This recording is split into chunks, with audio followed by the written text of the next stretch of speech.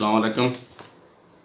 अज थोड़ा मैं इलाज करांगा गैस जिहड़े पेट दे अंदर गैस इकट्ठी होंदी है। अक्सर लोग जिहड़े परेशान ने ये ज़्यादातर लेटन नाल ज़्यादा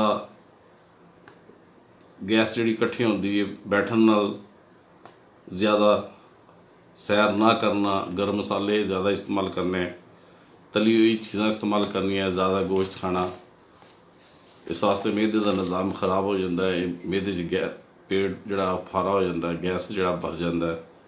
इहदा तुहानूं मैं वजूहात तो दस दित्ती, इन्हां चीज़ों का परहेज़ भी करना है। तो फिर तुहानूं मैं इलाज वाले पासे आ रहे हैं कि इलाज की करना है। इहदे च बेहतरीन चीज़ एक सफूफ बनाना। तुसीं सौंफ,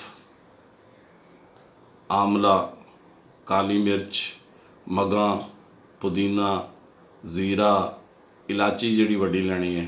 हुण मैं तुहानूं दोबारा फिर चीज़ां बोलांगा वज़न वालियां। सौंफ तुसीं 4 तोले लैणे ने, आमला तुसीं 5 तोले लैना है, काली मिर्च 1 तोला लैनी है, मगा 1 तोला लैना है, पुदीना 5 तोले लैना है, जीरा 2 तोले लैना है, इलाची 1 तोला। इन्हां सारियां चीज़ां नूं तुसीं की करोगे, तुसीं जिथे अद्वियात लैंदे हो ना पंसार कोलों, हकीमां कोलों, उन्हां कोल एक मशीन होंदी है, उन्हां नूं कहना कि इहनूं ग्राइंड कर दिओ, सफूफ कर दिओ। इहदे विच तुसीं या तो ग्लूकोज पा सकदे हो एक डब्बी, तो या फिर एक मिसरी कुज़ा पा सकदे हो, स्टाक। ये सफूफ तुहाड़ा तैयार जे। 1 चमची सुबह 1 शाम 2 टाइम।